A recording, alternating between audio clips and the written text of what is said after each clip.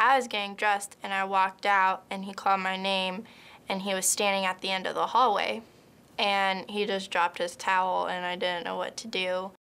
The only thing I remember after that is just like I can feel like the fear. I spent the night at my grandparents' house and I was sleeping with my grandma in her bedroom it was just me and her, and he was out in the living room. I go in there because he called me in, and he was watching porn on TV. I knew why I was there. And so I got in the bed, and I just closed my eyes so tight, I let my mind go. I think that was the very first time that he actually raped me. I think I was about 4. It's still hard to think that my own grandfather would do something like that to his own granddaughter, like to me. I was terrified to tell anybody any of that. I remember even thinking when I was about 5 or 6, I always thought to myself, like, I can't tell anybody in my family because if I do, then they're gonna have to take on all the pain that I'm going through. And so I always just thought to myself, like, I just have to keep this a secret. I can't hurt my family. Like, my family can't know. I was angry and I was very depressed. Very, very depressed. I mean, I would try to commit suicide all the time, almost every other day, and without my parents even knowing. He died when I was in 8th grade. It was relief. Like, it's finally, it's over. To know that I don't have to go through what I had to go through anymore.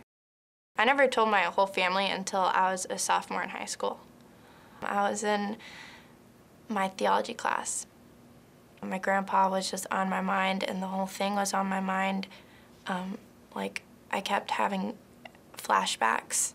It just got to me, and I just stood up and ran out of class. I didn't say anything. I just got up and started to run. It was probably 1 or 2 o'clock in the morning, and I went into my mom's room crying and told her I needed to talk to her. And she came out to the living room and she asked me, like, what's wrong? And I just turned to her and I said, Grandpa raped me. My sisters were devastated, and shockingly, my entire family feels like it's all their fault. I tried so hard for none of them to have to feel pain, and in return, they all felt pain. How are they gonna know that their grandfather was, our grandfather was doing something to me, was harming me? Like, nobody's gonna suspect that. It wasn't me hurting them, this is my grandfather who did everything. Like, this is not my fault at all. But it took me a long time to figure that out. I can talk about what happened to me, and I'm not ashamed of what happened. And it's almost like it backfired on him. Like, I used to regret everything that happened to me, and now I don't. I know this happened for a reason. I feel sorry for him. Like, I pray to God all the time that he's not in heaven for what he did, but that's not my choice. God knows what's best for him, not me. I can speak about it and not be ashamed of it because it's a part of who I am. It's a part of my life. And I wouldn't be the same person if that hadn't happened to me. I know God's gonna lead me that way. I'm not worried. It's all gonna be good. My name's Jenna, and I have a voice.